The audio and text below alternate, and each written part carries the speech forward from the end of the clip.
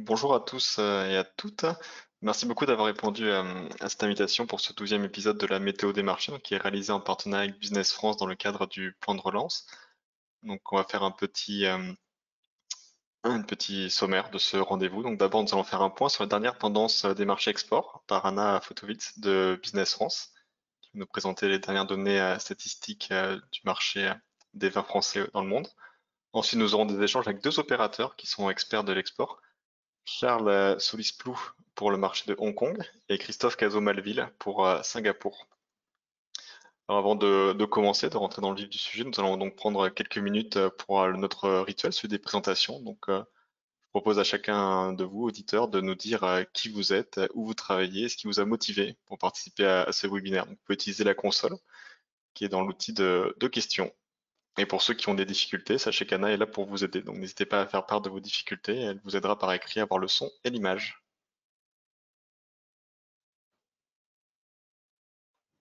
Donc voilà, n'hésitez pas à participer, à mettre vos questions là. Je vois que le nombre de participants augmente petit à petit. Vous êtes assez nombreux pour ce webinaire, donc on voit qu'il y a beaucoup d'intérêt pour ces deux marchés asiatiques, Hong Kong et Singapour. Donc, si vous avez des questions, n'hésitez pas à les poser. Sinon, donc participez pour indiquer donc les vignobles dans lesquels vous êtes, qui vous intéressez sur ces marchés, si vous les connaissez. Parfait, ben, je vois déjà des échanges. Bonjour à tous, merci beaucoup d'être là. On a tout pour le circuit traditionnel, pour le vin en vrac. Donc, il y a beaucoup de vignobles représentés, donc c'est très diversifié. Super. Ben, merci beaucoup à vous tous pour cet échange. Je vais continuer à participer, à nous indiquer donc voilà les raisons pour lesquelles vous êtes présents, si vos métiers, même un transporteur, c'est très diversifié. Je vois qu'il y a des habitués, il y a aussi des nouveaux auditeurs. Moi, pour ma part, c'est la première fois que j'anime ce webinaire. Je remplace ma rédactrice en chef, Marion Ivaldi, qui est actuellement sur le salon Vitef, en Champagne. Donc, je vais d'ailleurs en profiter pour les nouveaux éditeurs pour vous expliquer comment fonctionne ce webinaire. Donc, dans un premier temps, donc, nous allons donc avoir la présentation par Anna des tendances du marché. Puis ce sera après un échange avec nos deux experts donc des marchés de Hong Kong et de Singapour. Et ensuite, donc, il y aura des questions écrites que vous pourrez poser. Donc, c'est la console à droite de l'écran que vous pouvez ouvrir en cliquant sur la flèche. Vous pourrez taper vos questions et indiquer éventuellement si elles s'adressent en particulier à un des intervenants et l'envoyer. Ensuite, je me chargerai de la poser, voire d'en regrouper avec l'aide d'Anna pour faire participer les intervenants, les faire réagir. Donc, pour les questions orales, vous pouvez aussi cliquer sur la main. Quand le voyant devient vert, c'est que la parole est à vous. Et si vous cliquez par erreur sur la main, vous pouvez recliquer dessus pour désactiver la demande, il n'y a pas de souci. Et vous pouvez aussi télécharger la présentation qui s'affiche sur votre écran. N'hésitez pas à cliquer dès maintenant. Et d'ailleurs, tant qu'on est à l'interface, l'occasion de l'essayer, ça va être avec un petit sondage. Donc, on avait une question à vous poser. Là, vous la voyez qui s'affiche normalement sur votre écran. C'est pour savoir l'année prochaine, nous allons lancer donc une nouvelle série de webinaires pour les marchés export. C'était afin de savoir quel jour de la semaine vous préfériez pour les suivre. Voilà, si vous aviez une option qui vous convient mieux pour être disponible et pouvoir suivre les échanges avec Business France sur les marchés export. Alors, je vous laisse quelques instants pour y participer. Donc, vous pouvez répondre à ce sondage et continuer à interagir sur le chat pour indiquer, pour indiquer les marchés voilà, qui vous intéressent et les vignobles dont vous venez, que vous représentez. On va laisser quelques minutes pour avoir des réponses à ce sondage. Voilà, l'intérêt pour nous, c'est de savoir voilà, quel moment vous êtes le plus disponible dans la semaine pour pouvoir participer. Et donc pouvoir vous offrir ces informations, sachant donc qu'il y aura des replays qui seront ensuite disponibles sur le site Vitisphère. a priori, on a le mercredi, donc le jour des enfants qui se dégage. Ben, merci à tous pour votre participation. Voilà, si vous voulez, on va commencer maintenant le webinaire. On va aller dans le dur. Et donc, nous allons commencer par la méthode des marchés qui va être présentée par Anna. Je laisse la parole donc à Anna Wojtowicz de Business France. C'est à vous. Bonjour Alexandre, bonjour à tous. Je voudrais vous présenter notre météo, cette fois-ci pour le mois d'octobre. Alors, la campagne de vaccination commence à plafonner dans beaucoup de pays. La quatrième vague passée, de nombreux États en Europe et en Amérique du Nord, mais aussi en Asie et en Australie, lèvent les dernières restrictions et rouvrent leurs frontières. Les restaurants, centres commerciaux et les autres lieux de socialisation sont à nouveau remplis et donnent l'impression d'un retour à la vie d'avant. Cependant, la situation reste instable et il y a toujours des pays qui doivent faire face à de nouveaux variants difficiles à maîtriser. Analysons la situation de plus près, pays par pays. Comme vous voyez, la météo pour l'Amérique du Nord est déjà sur votre écran. Donc, commençons notre tour de monde par cette partie du monde. Aux États-Unis, le nombre de cas est en diminution depuis mi-septembre. On vient de repasser sous la barre de 100 000 cas journaliers. Le pourcentage de vaccinés augmente très légèrement. Autour de 2 tiers de la population a reçu au moins une dose.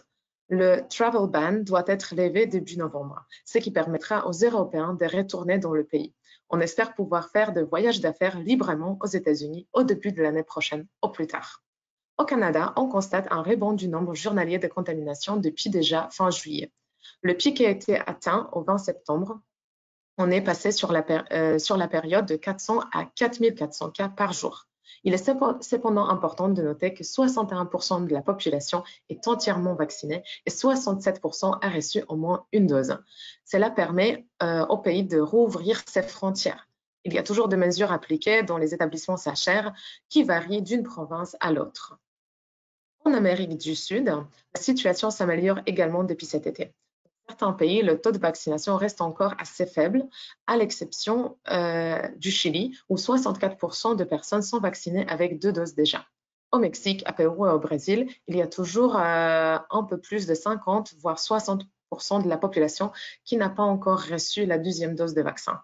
Au Mexique, l'économie est totalement réouverte et aucune restriction n'est imposée par le gouvernement pour l'entrée sur le territoire. Au Brésil, 2e pays le plus touché après les USA, le plan de retour à une activité normale est mis en place malgré les inquiétudes des épidémiologistes. Dans les grandes villes comme Rio de Janeiro, un certificat de vaccination est demandé pour entrer dans le lieu touristique ou les salles de sport. En revanche, ce pass sanitaire n'est pas exigé dans le bar et restaurant. Le match du championnat brésilien du foot a recommencé à recevoir du public le week-end dernier et le maire de Rio a assuré que les festivités du carnaval auraient bien lieu sans restriction en février l'année prochaine.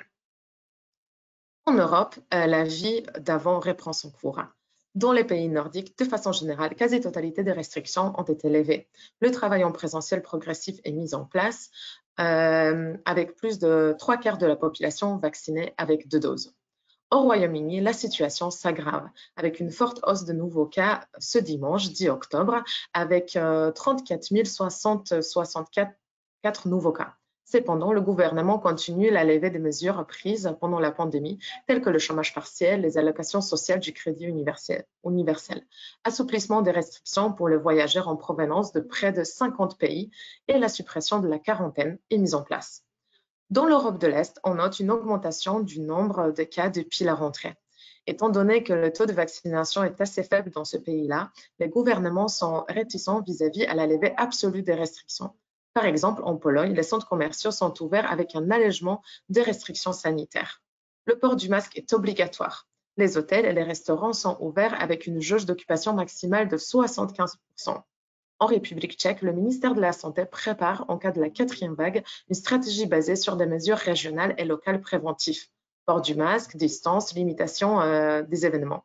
Et il ne prévoit pas la fermeture des magasins et services.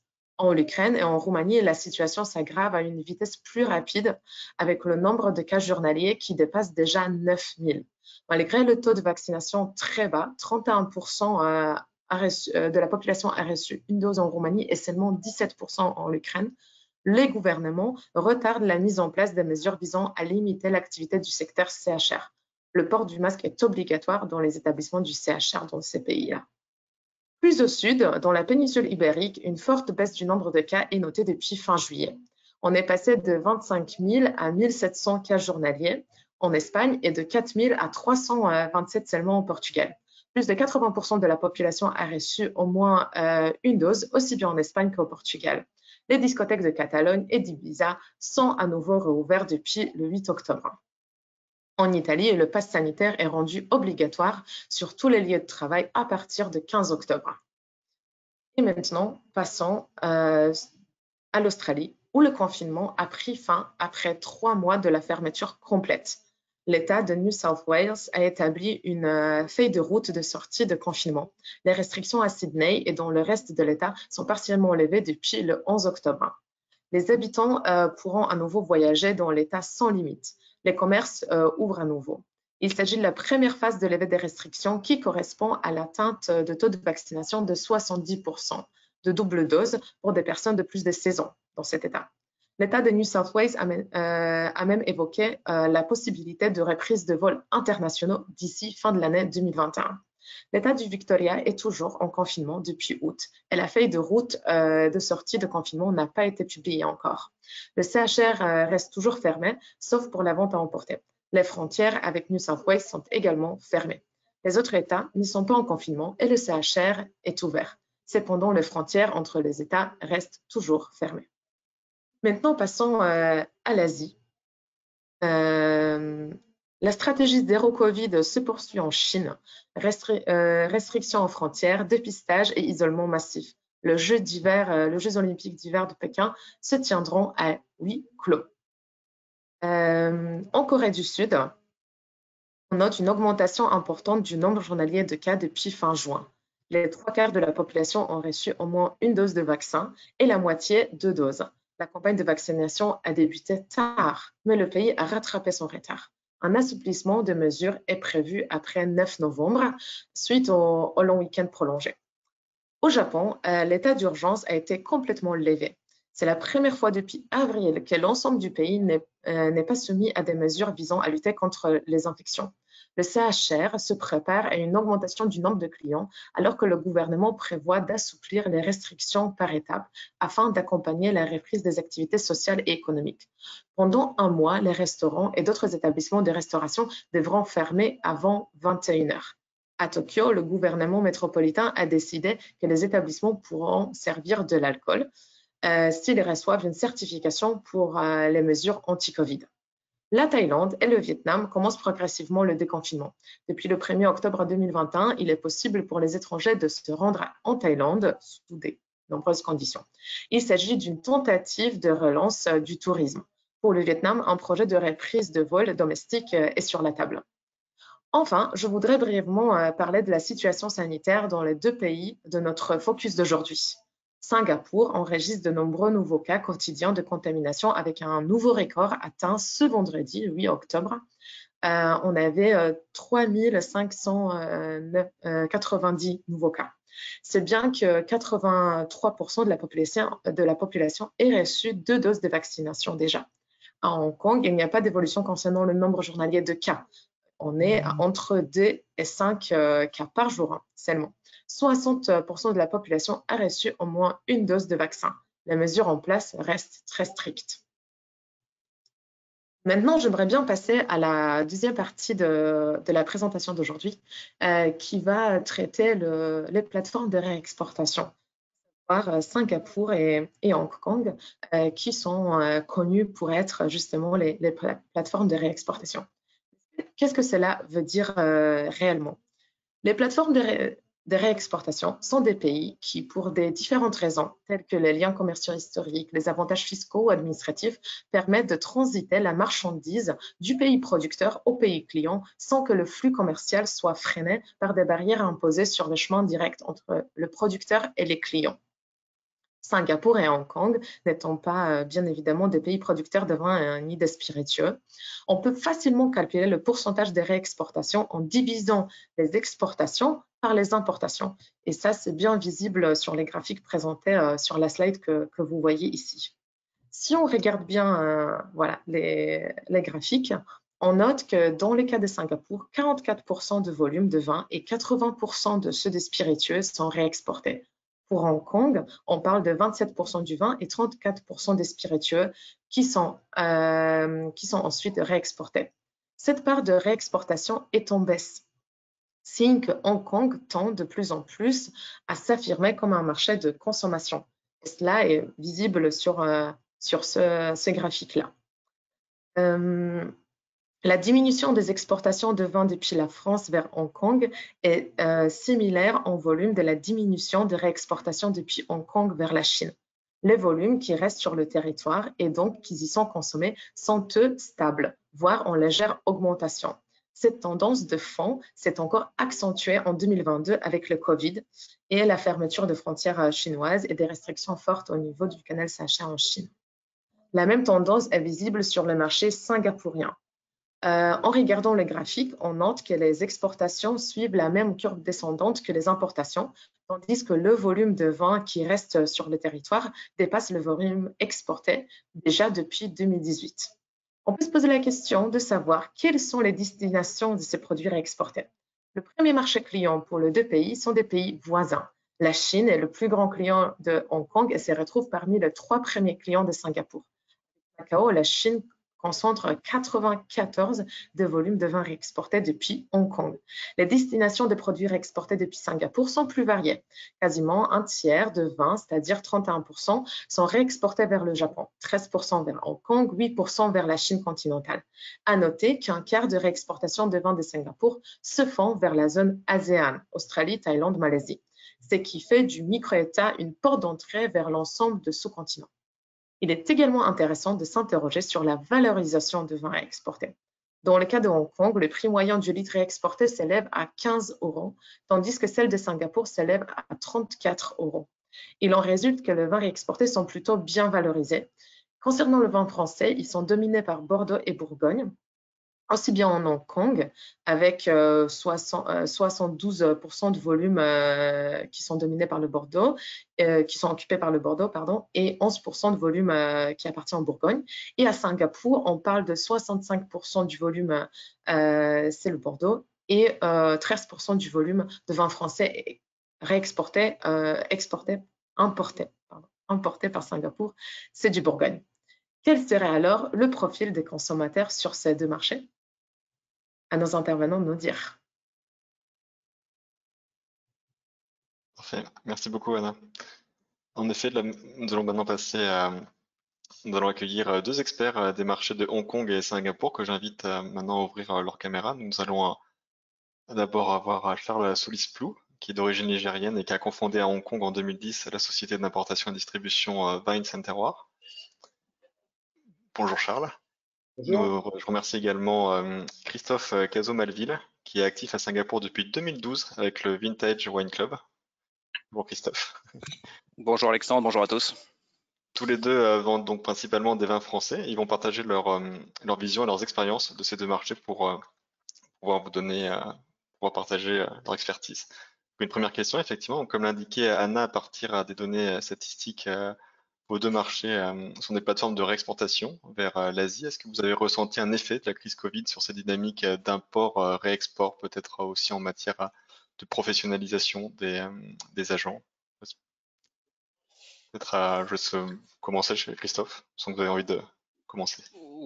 Ouais, je vais commencer. Alors oui, le Covid a impacté beaucoup de choses sur le marché et bien sûr aussi la réexportation. Ce qu'on a noté, c'est les marchés de réexportation, notamment sur la zone Asie, sont assez liés au tourisme. Le tourisme s'est complètement arrêté, donc des réexportations vers la Malaisie, vers l'Indonésie, vers le Vietnam, la Thaïlande, tous les pays d'ASEAN se sont vraiment stoppés. On note aussi, ce qui explique une décroissance un peu de réexportation, c'est pas forcément lié au Covid, mais ces pays-là passé par Singapour auparavant historiquement parce qu'il n'y avait pas de professionnalisation de la filière vin sur ces pays-là. Il y a maintenant de plus en plus d'acteurs locaux qui approchent les vignerons, les viticulteurs en direct et qui ont les structures pour importer directement. Alors c'est des pays où il y a souvent des complexités à l'import avec beaucoup de documents, beaucoup de dossiers à fournir pour l'Indonésie, etc. C'est l'horreur. Donc certains importateurs continuent à passer par Singapour pour essayer d'éviter ces paperasses. Mais on sent quand même aujourd'hui un marché de réexport qui a tendance à diminuer, ouais, clairement. Et vous-même, Charles, pour Hong Kong? Alors, bonjour à tous. Écoutez, c'est un peu pareil que Christophe ici, à part, on va dire, au début de l'année, où c'est surtout on va dire, les entreprises d'auction qui ont beaucoup marché, et je pense que ça fait un gros flux des vins, surtout de Bordeaux et de Bourgogne, comme vous avez dit, qui sont partis de Hong Kong vers la Chine. Donc, je parle de Sotheby's, de Christie's, etc. Mais après, je rejoindrai plus la réponse de Christophe. C'est un peu pareil que Singapour, on va dire, ici à Hong Kong. Il y a un marché de réexport un petit peu moindre. C'est surtout de la consommation sur place. Bon, il y a Hong Kong aussi qui n'a pas eu de tourisme parce qu'il est très, très dur de rentrer en ce moment avec une quarantaine de 21 jours pour les Français. Donc c'est pareil, c'est une consommation qu'on n'a pas eue en on-trade, mais qui s'est fait beaucoup plus en off-trade sur Hong Kong. Donc on va dire à la réexportation vers la Chine, je pense qu'elle a toujours été là, vers les autres pays comme plus pour nous, vers le Japon et l'Australie un petit peu moindre. Et on a une consommation ici qui est toujours prépondérante au marché cantonais. Parfait. Et maintenant, en termes de consommation domestique, est-ce que Hong Kong et Singapour sont des marchés que l'on peut considérer comme étant mûrs, ou est-ce qu'il y a des nuances peut-être entre les deux? Est-ce qu'on va commencer par Hong Kong, Charles, si vous voulez? Alors, pour vous dire, pour être honnête avec vous, nous, on a eu aussi un pass sanitaire qui s'est fait l'année dernière. Ça nous a beaucoup impacté sur la consommation locale, donc Hong Kong et toutes ces îles autour. C'était surtout le gros problème, c'est qu'on pouvait plus sortir après le dîner. Donc, les gens essayaient de boire entre midi et 6 heures, mais après 6 heures, on avait le couvre-feu. Et ça a duré 2-3 mois. Ça a impacté beaucoup les ventes de vin. On l'a vu aussi. Mais on va dire, un nouveau marché qui s'est mis en place. C'est la consommation sur place chez eux, chez les habitants. Donc avant, ça y était pas beaucoup. Et maintenant, il y a eu un renouveau. Les gens ont consommé chez eux, invité les gens, etc. Et après, au fur et à mesure, on est sorti. Mais pour vous dire que la consommation domestique ici à Hong Kong, s'est jamais arrêtée. Dès qu'on a réouvert, ça a rouvert jusqu'à 9 h les restaurants, puis après, ça a été jusqu'à minuit.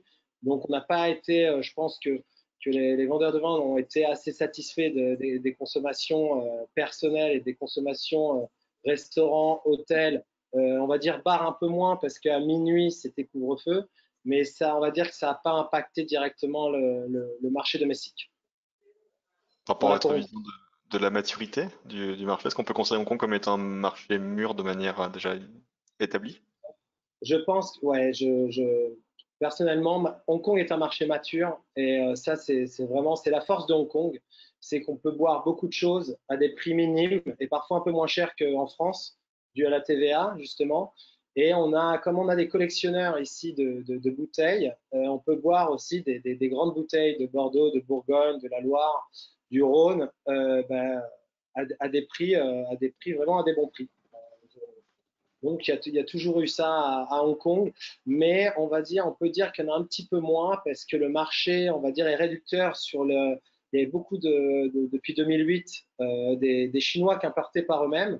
Bon, il y a eu des Français aussi, les Français sont un peu restés, mais ça se temporise, mais il y a eu beaucoup moins de Chinois qui importent par eux-mêmes. On va dire que le marché est beaucoup plus, commence à être un peu plus régulé, mais il y a toujours beaucoup de vins qui passe par le hub de Hong Kong et c'est pas plus mal pour le consommateur final. D'accord. Et vous, Christophe, en termes de maturité, comment est-ce que vous définiriez Singapour? Peut-être relativement à Hong Kong d'ailleurs, que vous connaissez également? Oui, je connais un petit peu Hong Kong, moins bien que Charles, mais je connais un petit peu. On va dire que ouais, si Hong Kong est à l'âge adulte, enfin une belle maturité, Singapour est encore un adolescent, on va dire en sortie d'adolescence. On est par rapport à l'Asie relativement mature. Je dirais On se situe après Hong Kong et le Japon, qui sont vraiment les deux pays à plus de maturité. Mais on a encore beaucoup de buveurs d'étiquettes, donc c'est un marché qui est encore drainé par le Bordeaux, par la Bourgogne, par le Champagne, un petit peu le Rhône, mais dès qu'on devient un petit peu aventurier dans les appellations, dans les méthodes de vinification, dans les cépages, il y a un peu plus de résistance. Mais les gens ont de l'intérêt, les gens vraiment portent énormément d'intérêt au vin et on sent que cette maturité est en train d'arriver. On va dire qu'on a entre 5 et 10 ans de retard par rapport à Hong Kong, peut-être 5 ans, et que c'est en train de venir. D'accord. Il y a donc effectivement des nuances de maturité entre ces deux marchés. Et qu'en est-il en termes de stabilité politique, qui est un élément important pour les affaires et pour les importations de vin? Christophe, à Singapour, comment est-ce que vous définiriez le système? À Singapour, c'est le bonheur pour ça, parce qu'on a toujours l'habitude de dire que Singapour est la Suisse de l'Asie. On est dans un système qu'on appelle de démocrature, on va dire. C'est une démocratie, mais une démocratie très bien encadrée. Donc politiquement, il n'y a pas du tout de risque, comme il y a pu en avoir à Hong Kong. Je laisserai Charles en parler, mais à Singapour, il y a une stabilité qui est vraiment appréciable et qui est très très bonne pour le business, bien sûr. C'est une des raisons pour lesquelles l'importation de tout produit et la réexportation de tout produit est assez forte à Singapour. Ça reste une plateforme d'échange assez fiable, quel que soit le produit. Cet équilibre politique n'est pas remis en cause malgré le Covid, où il y a un petit peu de résistance, bien sûr, il y a un petit peu de trouble, mais c'est pas remis en cause et le futur est tout rose sur ce point-là à Singapour. Justement, Charles, donc, par rapport à Hong Kong, on parlait beaucoup fin 2019 des troubles justement qui ont eu lieu. Alors, en effet, on a eu avant le Covid. Bon, après, pour le business, c'était un petit peu aussi difficile parce qu'on ne savait pas trop ce qui allait se passer. Et ça se passait surtout sur Hong Kong Island, donc c'est-à-dire là où il y a tous les bars, les restaurants, où vraiment la population expatriée sort. On a eu, bon, on va dire, un peu un coup de peur où, avec la rébellion des étudiants, que vous avez connu ça, je pense, sur les news en France. On a eu ça avant le coronavirus, donc c'est sûr qu'il y a beaucoup de gens qui ont pris peur. Il y en a aussi qui sont partis, qui peut-être aussi qui sont partis un peu plus aussi. On a eu un flux migratoire, je pense, vers Singapour, vers des pays d'Asie, et puis après il y a eu des retours en France. Là, ça s'est bien passé, on va dire à ce moment-là quand il y a eu le coronavirus, mais parce qu'aussi vous ne pouvez pas sortir. Mais pour être politiquement correct, je ne sais pas ce qui va se passer s'ils vont repartir comme ça, parce qu'ils ont quand même mis, je ne sais plus combien c'était, 2 millions de personnes ou 3 millions de personnes dans la rue. Je ne sais pas si vous avez eu les vidéos de ça. C'était quand même surprenant et impressionnant. Et on va voir comment ça se passait en post-coronavirus. J'espère que ça ne va pas poser trop de problèmes. En tout cas, le business du vin et nous, les Français, nous sommes très bien implantés, nous sommes bien représentés. Et je pense que ça durera toujours un petit peu, même si les Chinois essayent de retrouver le pouvoir sur Hong Kong. Mais je pense qu'il y a toujours quelque chose à faire à Hong Kong et c'est toujours une ville magnifique pour ça. Et ça restera un hub on va dire de consommation et de réexportation pour les produits viticoles français. Et justement, là, vous évoquiez, Charles, l'importation positive des vins français. Quel serait un petit peu peut-être le portrait robot des consommateurs de vin sur Hong Kong et quelle serait leur vision justement de l'offre des vins français par rapport à la concurrence qui est présente? Alors, pour être bon, même avec le réchauffement climatique et même s'ils arrivent à faire, on va dire, quelques bons vins dans des régions de Chine qui sont pas trop mal, je veux dire, on va toujours avoir ces fleurons de Bourgogne, de Bordeaux, un peu nos terroirs français, ils seront toujours mis en lumière. Et il y aura toujours des consommateurs en Chine pour ces belles bouteilles. Après, je pense qu'il y a aussi un avantage. Ils sont plus friands à Hong Kong qu'en Chine. C'est sur les vins de façon organique ou de biodynamie. Naturel aussi un petit peu, mais c'est vrai que c'est pas facile de les importer parce qu'il y en a qui tournent et ça de plus en plus. Mais je pense qu'il y a quelque chose à faire là-dessus. Le message est porteur sur Hong Kong, donc je pense que ça va arriver en Chine. Mais c'est vrai que je rejoins Christophe, c'est comme à Singapour, les Chinois sont toujours porteurs d'étiquettes. Hein. Il ne faut pas se fier, mais je pense qu'il y aura, nous à Hong Kong en tout cas, il y a un marché mature sur ces viticultures organiques et biodynamiques. Donc, je pense que c'est à notre avantage. Mais il n'y a pas que ça aussi. Ils aiment aussi ce qu'on appelle le sustainable. Et ça fait un marché de Hong Kong assez porteur sur les marchés de niche. Merci Charles. Et par rapport à vous, Christophe, sur Singapour, quels sont un peu le portrait robot du consommateur? Quelles sont ses visions de l'offre de vin français? Ouais, donc comme je disais tout à l'heure, plutôt sur les classiques en termes de cépage ou de terroir, d'appellation, donc drivé par Bordeaux, Bourgogne. Il y a un point qui est important sur Singapour, c'est on est taxé. On n'est pas comme à Hong Kong qui a la chance d'être à zéro taxe. Nous, on est taxé et avec un système de taxe un peu particulier parce qu'on est taxé sur le degré d'alcool et non pas sur la valeur de la bouteille. Donc que l'on achète nous en tant qu'importateur une bouteille à 100 euros ou une bouteille à 10 euros, on sera taxé du même montant et qui est donc en fonction du degré d'alcool. Pour un vin à 12 degrés, on paye l'équivalent de 5 euros de taxe. Donc voilà, un vin, un petit Bordeaux à 5 euros va doubler, va être à 200% de taxe, à 100% de taxe, pardon, alors qu'un grand cru ne sera qu'à un pouillème de taxe. Donc ça drive le marché par le haut. Et donc aujourd'hui, comme l'expliquait Anna tout à l'heure, on est sur des paniers moyens plutôt autour de 50 euros que 10 euros. Donc voilà, dans les appellations classiques, on va surtout chercher, le consommateur va chercher les premiers crus, les grands crus, et on a la chance d'être drivé par un pouvoir d'achat assez important à Singapour. Donc du coup, on va dire qu'il n'y a pas de limite et c'est pour ça que c'est un très beau marché qualitatif. C'est un petit marché quantitatif, comme vous avez pu le voir dans les chiffres. Hein. Singapour, on estime à peu près à 800 000 buveurs de vin, donc c'est une grosse ville, c'est la taille d'une grosse ville de province en termes de consommation, de consommurat, pardon, mais sur des étiquettes qualitatives. Et c'est plus dur de sortir sur des appellations moins connues. C'est effectivement plus difficile de percer sur le marché singapourien. Ça, justement, c'est peut-être l'occasion de l'évoquer lorsqu'on a préparé cet entretien. Vous évoquiez le fait qu'il ne fallait pas forcément, pour les auditeurs, se faire d'illusions, au sens où Singapour et même d'ailleurs Hong Kong sont des marchés qui sont effectivement porteurs et prometteurs, mais qui ne permettent pas forcément de faire de grands volumes, on va dire. C'est plutôt un enjeu de valorisation, si je me rappelle bien de ce que nous avions évoqué. Oui, tout à fait. C'est des très très beaux marchés en termes de placement et en termes encore une fois, de valeur, mais en tout cas pour Singapour, je parle, c'est pas un énorme marché de volume sur la consommation locale, ouais, effectivement. Donc, on est de nombreux acteurs distributeurs ici. Il y a des très belles enseignes en trade en termes d'hôtels 5 étoiles. On a à peu près une soixantaine d'hôtels 5 étoiles. Il y a 50 étoilés Michelin. Donc ça génère un très beau marché, mais un étoilé Michelin sur une référence va consommer entre 6 et 12 bouteilles d'une même référence. Donc c'est pas les volumes parisiens, c'est pas les volumes d'autres pays. Donc voilà. Et vous-même, Charles, c'est donc la même chose par rapport à Hong Kong. Effectivement, c'est un marché, non, ça Alors, nous, nuancé. je pense qu'Hong Kong, vu sa maturité, on va dire, ouais, c'est un peu plus nuancé. On va dire que c'est différent de Singapour. Il y a quand même de la quantité, il y a de la qualité.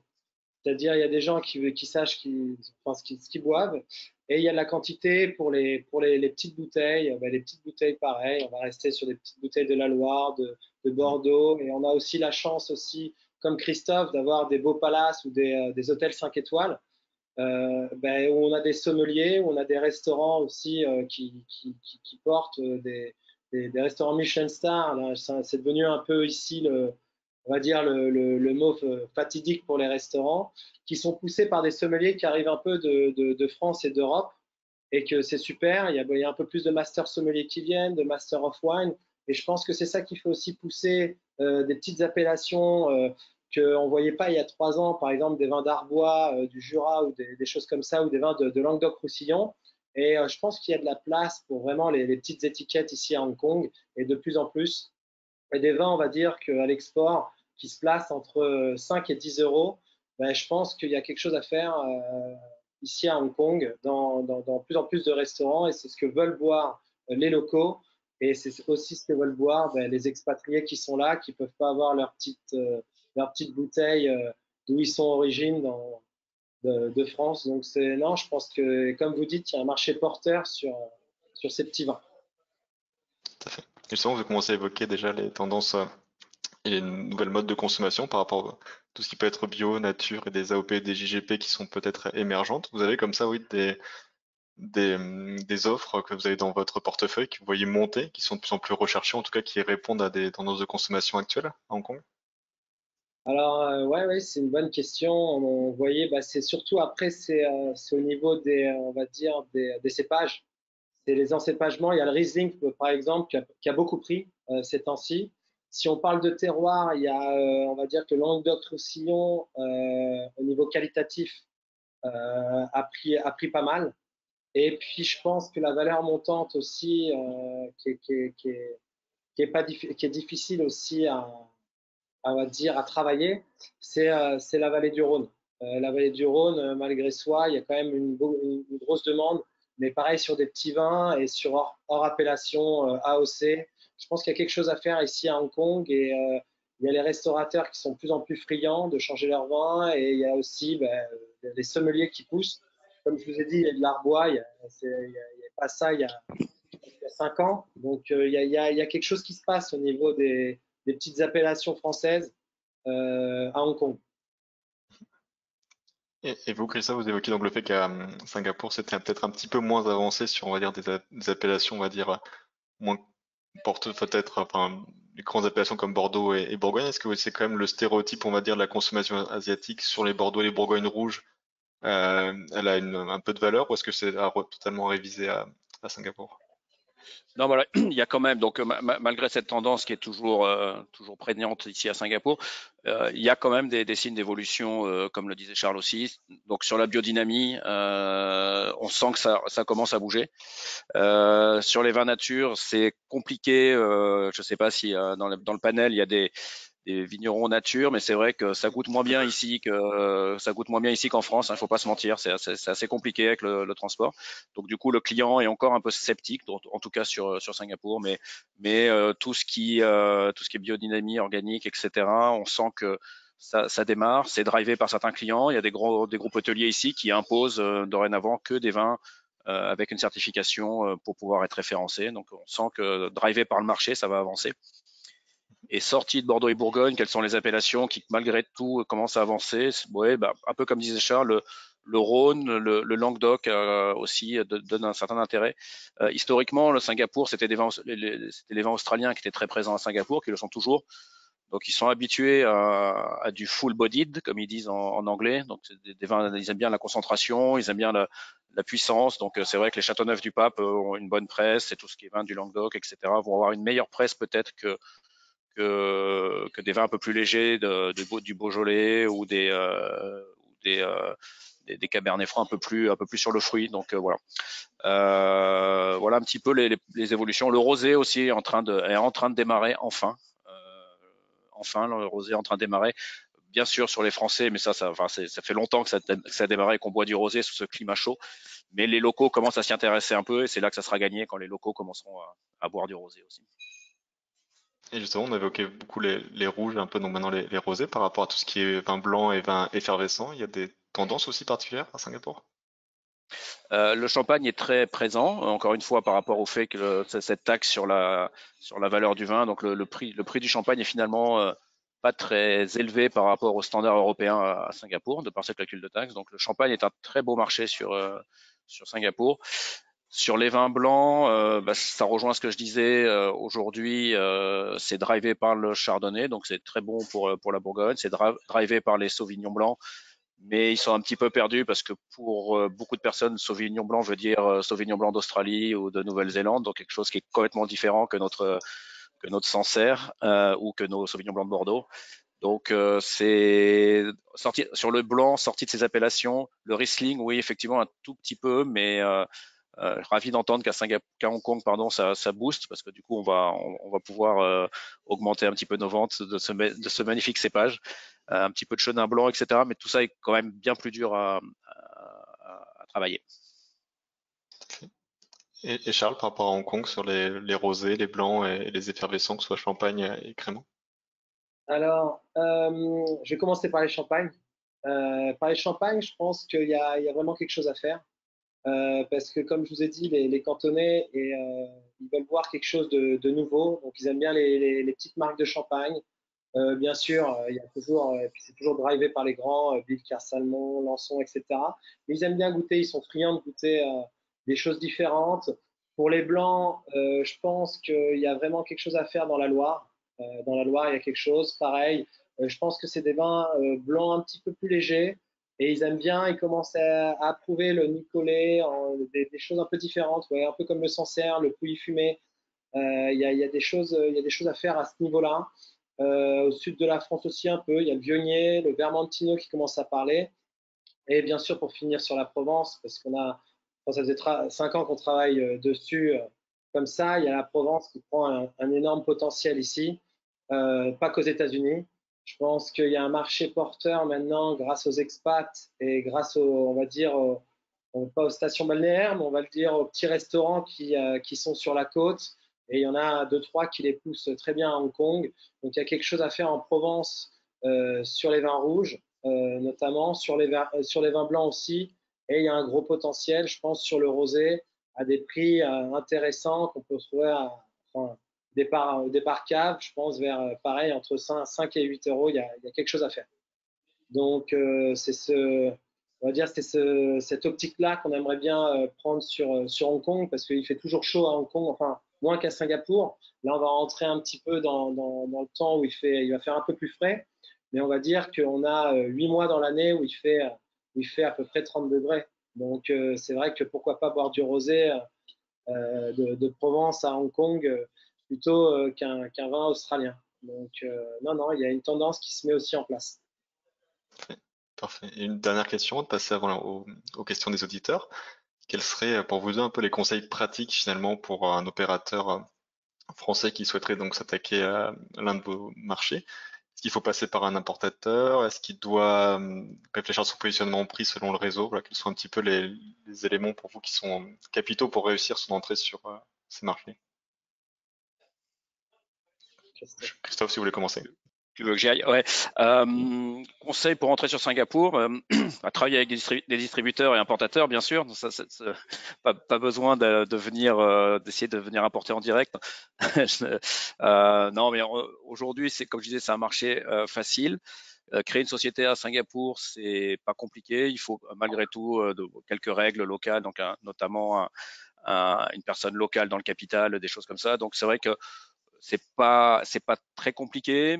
C'est peut-être moins facile qu'à Hong Kong. Donc l'avantage de Singapour pour nous distributeurs, c'est que le marché est plus canalisé, pardon, et que finalement on a tout intérêt à passer par un distributeur importateur parce qu'il y a une meilleure connaissance du marché et parce qu'il y a ce système de taxes et parce qu'il y a quand même un petit peu de paperasse à faire. Je te laisserai parler de Hong Kong, Charles, mais Hong Kong est complètement, c'est la jungle, hein, comme j'ai l'habitude de le dire. Et du coup, avec ces impacts positifs et négatifs pour la distribution du vin localement. Alors Charles, la jungle hongkongaise. Ouais, c'est différent. À Hong Kong, ben, comme depuis février 2008, il n'y a plus de taxes. C'est un petit peu pour le professionnel du vin, on va dire que c'est un peu difficile. On se bat contre des grandes maisons, on se bat contre des gens qui ont beaucoup d'argent. Donc après, si le vigneron a un peu d'argent, il est prêt à faire 21 jours de quarantaine, il peut essayer de travailler par lui-même sur Hong Kong. Ça va être un peu compliqué parce qu'on est beaucoup. On doit être sur Hong Kong, il y avait avant 6 000 importateurs de vin et on peut dire à peu près 2 000 à 3 000 en opération, quoi. Donc c'est pour vous dire, faut bien trouver. Souvent les gens vont voir les grosses maisons. Moi, personnellement, je n'irai pas voir les grosses maisons, mais plus tendance à voir les petites maisons et les petits qui travaillent bien. Parce que souvent, les grandes maisons, ils vont avoir au moins 30 vins, ça sera le même. Et ils vont pas pousser, ils vont vous demander beaucoup de choses. Mais je pense que non, il faut voir les petites PME à Hong Kong. Et il y en a de plus en plus. Il y a des Français, il y a Vintage, il y a EMW, il y a des noms à faire. Et je pense qu'il faut venir aussi après le Covid. C'est un marché où il faut venir, il faut voir. Et c'est très bien, nous on le fait beaucoup avec les vignerons, c'est les invités, et ce qu'on fait le plus souvent, c'est les wine dinners, et surtout proposer aux vignerons qu'on est derrière à l'appui, qu'on est là pour faire des événements et les accompagner. Pas qu'on est des vignerons, on vous vend les vins, et puis après c'est fini. Il faut faire aussi attention aux structures un peu chinoises, etc., où Nous, on s'en est rendu compte, c'est qu'on veut absolument exporter à Hong Kong, et puisque Hong Kong, c'est la Chine, et qu'en fait, après, ben, le chinois, il a déjà changé. Ça se fait de moins en moins, mais ça se fait toujours. Donc, il faut faire aussi attention à ça, parce qu'Hong Kong, on ne dirait pas, est grand, et puis c'est une langue qu'on ne maîtrise pas, et c'est une culture aussi ben, qui est pas simple, mais qui est une culture consommatrice. C'est une culture qui adore consommer et qui va boire beaucoup de choses et qui est à la découverte. Et je pense vraiment, s'il y a des vignerons qui ont un potentiel et qui voient quelque chose vraiment avec leur vin, ben, il y a quelque chose à faire. Je pense à Singapour, mais peut-être avant même à Hong Kong, parce que c'est des appellations un peu plus difficiles à travailler. Parfait. Bah, merci à tous les deux pour tous ces éléments. On a déjà pas mal de Ouais. questions d'auditeurs. On va essayer d'en prendre un maximum. Il y avait déjà une question qui avait été posée en amont du webinaire par un opérateur champenois, je crois, qui a l'air de bien connaître, en tout cas, ces marchés, en tout cas, de base solide. Il demandait donc comment pénétrer le marché du off-trade dans ces deux pays, sachant qu'à sa connaissance, le retail à Singapour était dominé par Dairy Farm, NTUC Fairprice et Media, ainsi que EY Asia pour le commerce. Et il demandait comment est-ce qu'on pouvait contacter ces sociétés, est-ce qu'il fallait leur proposer des références en exclusivité. Et la même question en miroir pour Hong Kong, cette fois avec comme principaux opérateurs City Super, Park and Shop et Welcome. Donc, Christophe et Charles, si vous avez des réactions à cette question.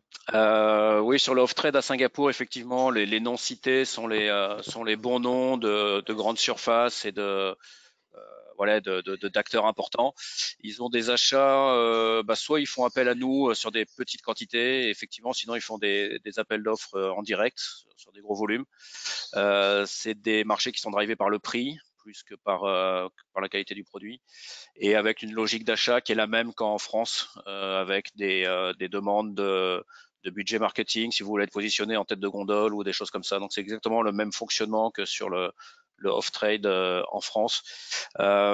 Après, sur Singapour, et en plus avec le Covid, le online a pris de plus en plus d'importance. C'est-à-dire que les gens ne vont plus dans les supermarchés.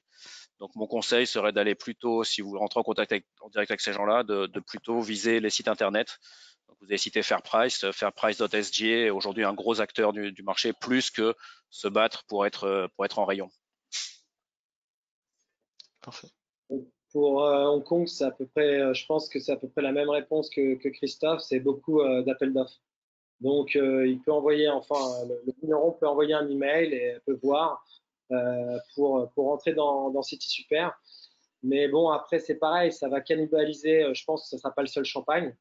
Après, il faut voir sa valeur ajoutée sur le champagne. Je ne sais pas s'il fait en fût ou pas, mais il y a peut-être quelque chose à jouer. Pour Welcome, ça va être un peu, ouais, c'est sûr que bah, il y a beaucoup de passages, mais au niveau de la position de la marque, ça va être un petit peu faible, ça va être un peu basse. Et il va falloir faire, on va dire, ce qu'ils adorent ici, c'est les discounts. Ils adorent ça, faire buy one, get one free. Donc, s'il est prêt à faire ça, je pense que ce qu'on appelle la stratégie du Yellowtail, c'est mettre la bouteille à 15 euros et la deuxième, bah, pour deux bouteilles, à 17 euros. Après, s'il est prêt à faire ça, je pense que j'ai un contact pour lui.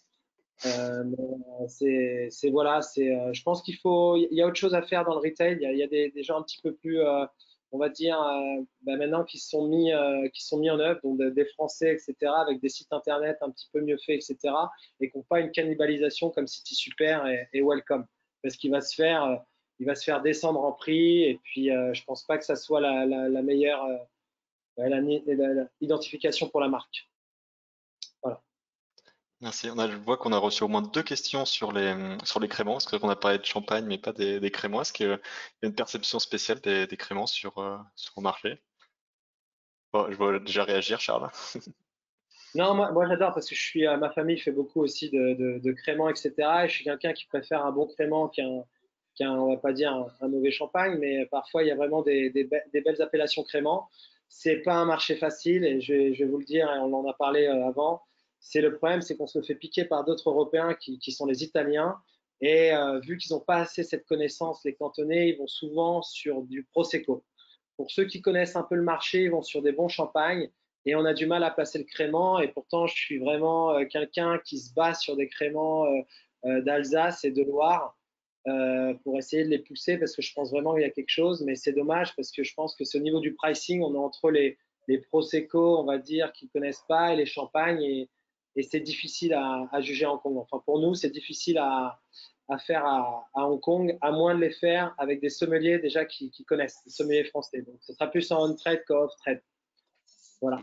Pour Singapour, je laisse Christophe. Ouais, bah c'est exactement pareil. Les créments sont assez compliqués à vendre parce que soit le client va chercher du budget et effectivement il va partir sur du Prosecco et un petit peu de Cava, mais le Prosecco a une vraie longueur d'avance d'un point de vue marketing, mais aussi d'un point de vue gustatif, c'est-à-dire que les consommateurs sont habitués au côté peut-être un peu plus sucré, un peu plus facile et un peu moins tendu que du Prosecco. Donc le crément est un peu compliqué. On a quelques restaurateurs, effectivement, un restaurateur spécialisé dans les vins de Bourgogne qui sert à la carte un crément de Bourgogne et ça cartonne parce que les clients, une fois qu'ils ont goûté, effectivement, se disent ah bah oui, c'est quelque chose comment dire, c'est quelque chose à part entière, c'est un produit à part entière, un produit avec ses codes et donc intéressant à découvrir, mais qui se situe un peu entre le champagne et les effervescents européens qui sont bien moins chers. Super. Je vois qu'on a deux questions qui portent sur les cépages, alors de manière un petit peu distincte. Et la première qui évoque la catégorie des vins de France, savoir si cette approche cépage et vins de France était connue sur vos deux marchés et si ça marchait. Et ensuite une autre approche du cépage qui était sur des vins, on va dire, plus spécifiques avec des cépages qui sont peu connus, peu répandus, dit la personne, donc qui évoque notamment sa production d'un champagne à 100% petit mélier. Donc c'est voilà ces approches cépage à la fois dans le côté vin de France et dans le côté très pointu. Est-ce que ce sont des catégories qui marchent, Christophe, à Singapour? Alors à Singapour, le vin de France, non, il y a pas d'offre sur le vin de France. Encore une fois, avec ce système de taxes, par rapport au marché chinois que je connais un petit peu, où c'est vrai qu'on arrive à écouler des containers et des containers de vin de France assez facilement. À Singapour, sur ces entrées de gamme, c'est compliqué. Il y a quelques IGP qui vont tirer leur épingle, mais pas spécialement sur la notoriété de l'IGP, mais plus sur la notoriété d'un domaine qui draine l'IGP. Je suis désolé de citer des exemples, il y a peut-être des concurrents dans l'assistance, mais je distribue par exemple de Mas de Masgassak à Singapour. Le nom va driver l'IGP sur le Larzac, etc. et l'IGP local. Donc c'est plutôt certains noms qui drivent les appellations VDF ou VDP, IGP, plutôt que l'appellation en elle-même. Et la deuxième partie de la question, c'était sur les... Rappelle-moi Alexandre, tu disais... Il y avait effectivement le volet plutôt cépage, on va dire, très spécifique, des cépages plutôt anciens, plutôt, on va dire, Ouais, minoritaires. non, c'est pas spécifique. Comme je le disais, la maturité est encore pas trop là, donc c'est assez compliqué. Ouais. C'est plutôt sur les cépages traditionnels. Et vous, Charles? Ben, à Hong Kong, on va dire VDF, oui, c'est pas, on n'en fait pas, enfin, c'est pas les meilleurs. On va dire eux, ce qu'ils adorent, c'est que bah, s'ils ont un James Suckling, s'ils ont un Robinson, s'ils ont on va dire un master sommelier qui les pousse en avant, oui, mais les VDF, les IGP, les AOC, on est un peu sorti de ça à Hong Kong pour la consommation ici locale. Après, par contre, pour les vieilles appellations, on va dire les vieux cépages et ça, ben, je pense que là, ouais, les cantonais vont être un petit peu plus friands, les expats aussi vont être un peu plus friands parce qu'ils aiment bien découvrir.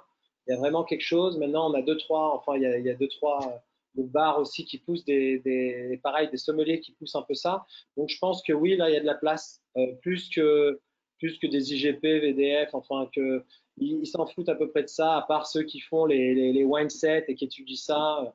Mais vraiment, ils en ont pas. Ils en ont rien à faire. Par contre, les vieux cépages, ouais, ça, je pense qu'il y a un potentiel ici sur Hong Kong. Et de plus en plus. Et on a, je vais le retourner, peut-être essayer de faire encore deux questions, si ça vous va. On avait une sur les labels, finalement, parce qu'on a parlé de tout ce qui était tendance bio, nature. Est-ce que des labels comme Terra Vitis, haute valeur environnementale ou même biodynamie, est-ce qu'ils sont connus? Voilà, est-ce qu'ils apportent quelque chose sur le marché? Peut-être Christophe? Oui, alors les labels ne sont pas connus. Donc comme je pense dans beaucoup de pays, en fait, les gens ne comprennent pas la différence de niveau entre ce qu'on a dit tout à l'heure, nature, organique, biodynamie, etc. Le client ne voit pas trop la différence. À nous et à vous tous ensemble, quand vous viendrez nous voir, d'expliquer les différences. Mais donc voilà, le label en tant que tel, est-ce qu'il y a la différence entre un biodivin ou un Terravitis, le consommateur ne le sait pas. Par contre, il est content de voir un label. Donc, si vous pouvez l'avoir, faites l'effort de l'avoir parce qu'on sent que le marché va quand même vers là, hein, comme je le disais tout à l'heure. Donc, faut pas le citer. Moi, le groupe Hayat à Singapour, si vous n'avez pas un label et l'acheteur du Hayat ne connaît pas la différence des labels, donc ça sera soit même un Terravitis ou n'importe quel label passera, mais il faut quelque chose pour prouver qu'il y a bien une démarche organique derrière. Mais voilà, c'est un peu la tendance ici. Et vous, Ce Charles? sera, ce sera la même chose à peu près à Hong Kong, là, même que Christophe. Ils peuvent être friands de ça. Ouais. De toute façon, il y a une valeur montante sur l'organique, biodynamie et puis les vins naturels ici à Hong Kong. Ils veulent découvrir quelque chose et je pense que ouais, Terravitis, il y a moyen de le faire, il y a un potentiel. Et comme dirait Christophe, si en plus il y a le viticulteur qui l'accompagne, si en plus, non, ça peut être un plus. C'est quelque chose à faire. Peut-être une dernière question, celle-là, je la trouve assez intéressante, elle est peut-être un peu indiscrète, mais c'était pour savoir, pour tous les deux, quelles étaient vos deux marques, vos deux cuvées peut-être qui marchent particulièrement bien, si on pouvait avoir voilà, un petit peu des exemples de succès.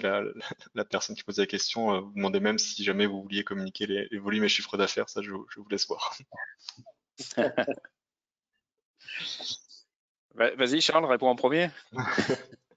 Alors, pour moi, les deux qu'on a à peu près en plus, je vais dire, ce qui nous drive le marché. Nous, c'est bon, on va dire, c'est le rosé en général, parce qu'on a commencé il y a un peu plus de 5 ans sur le rosé et qu'il n'y avait qu'une marque qui se retrouvait comment on va dire, dans les cities super justement, mais que personne n'arrivait à vendre. C'est ce qui manque un peu, c'est cette valeur humaine entre le produit et le client. C'était Whispering Angel. On ne veut pas dire qu'on était les premiers, mais par contre, on fait un volume de. Cette année, on a fait 100 000 bouteilles de rosé. Et on fait 100 000 bouteilles de rosé. Et après, on est drivé surtout par, on va dire, je vais vous le dire comme ça, c'est 90% de vin français et 10% de vin italien. Et on va garder un peu la même optique, mais après, peut-être mettre des vins espagnols, une, deux, trois appellations. Mais ce qui nous drive beaucoup, bah, écoutez, c'est les vins français. On vend quand même pas mal de champagne. On vend un peu, on n'est pas beaucoup Bordeaux et Bourgogne, mais on est beaucoup la Loire, dû à mes origines. Et puis on fait un peu de tout. Après, il y a un peu de tout, comme je disais, un peu de Riesling.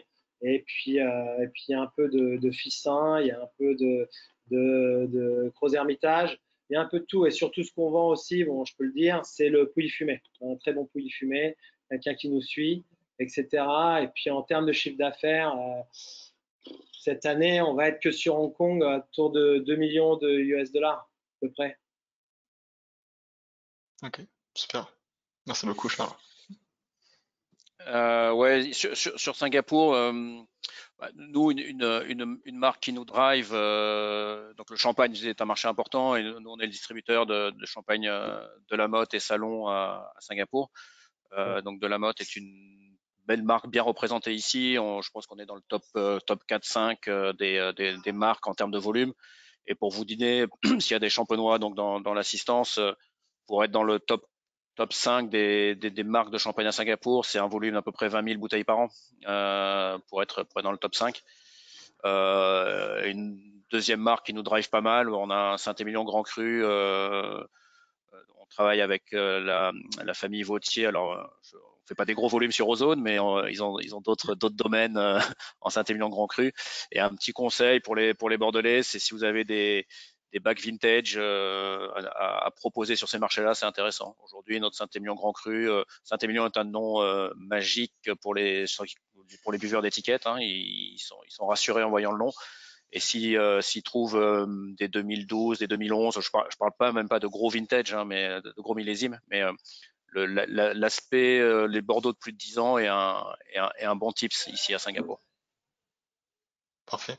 Ben, merci beaucoup à tous les deux, Christophe et Charles, d'avoir pris le temps de cet échange très instructif. L'heure est venue de nous séparer. Je suis désolé, on est un tout petit peu en retard sur le timing. Donc, je vais vous remercier, donc, chers auditeurs, pour votre participation qui était vraiment très intéressante et désolé pour la question que nous n'avons pas pu prendre.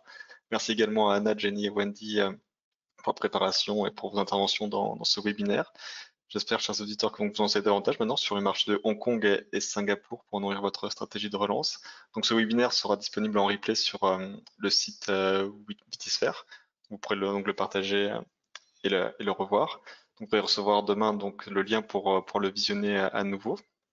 Et la présentation qui a été faite est téléchargeable via la console. En quittant le webinaire, il y aura un questionnaire qui vous sera proposé. Donc, s'il vous plaît, prenez quelques minutes pour le remplir. Je sais que c'est un exercice un peu fastidieux, mais il est assez important pour nous et nous améliorer, surtout si vous souhaitez proposer des contenus qui seraient utiles pour vous sur des marchés. Je vous souhaite à tous une très bonne journée. Je vous dis à bientôt. On se retrouvera le mois prochain avec un webinaire qui sera consacré à la Pologne et à l'Ukraine le 10 novembre, qui normalement serait de nouveau animé par ma rédactrice en chef, Marie Valdi. Je vous souhaite à tous une très bonne journée. Je vous dis à bientôt. Au revoir. Au revoir. Au revoir à tous, merci. Merci.